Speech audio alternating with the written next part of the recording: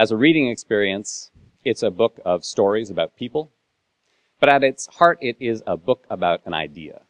And the idea at the center of the book is that the conventional wisdom that's governed our thinking about child development and education for the past couple of decades has been misguided. We've been emphasizing the wrong skills and abilities in our kids, and we've been using the wrong strategies to help develop those skills and abilities. The name that I give in the book to this conventional wisdom is the cognitive hypothesis.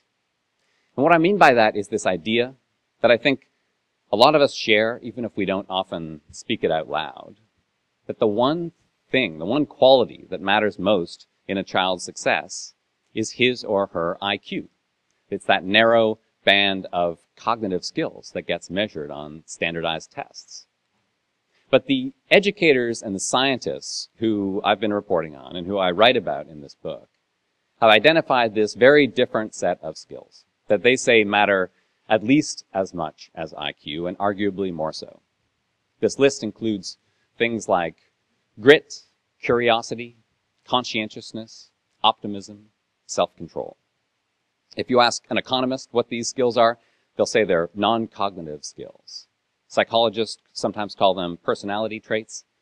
Neuroscientists often use the term executive functions. And a lot of educators, and I think a lot of us, think of them as character. When I started my reporting, I followed two paths at the same time. So first of all, I spent a lot of time reporting on people who were working directly with kids, trying to help them succeed. So that meant a lot of educators, but it also included pediatricians and mentors.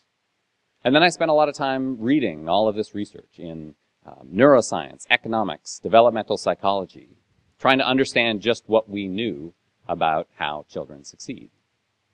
And something else happened just as I was starting my reporting that changed my perspective on these questions somewhat, which is that my wife and I had our first child. Our son, Ellington, just turned 3.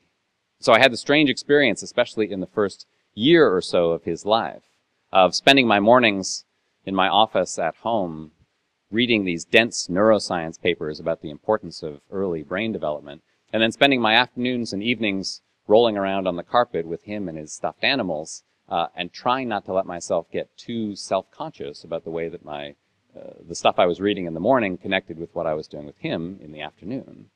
But it was hard not to think of him as my little experimental subject.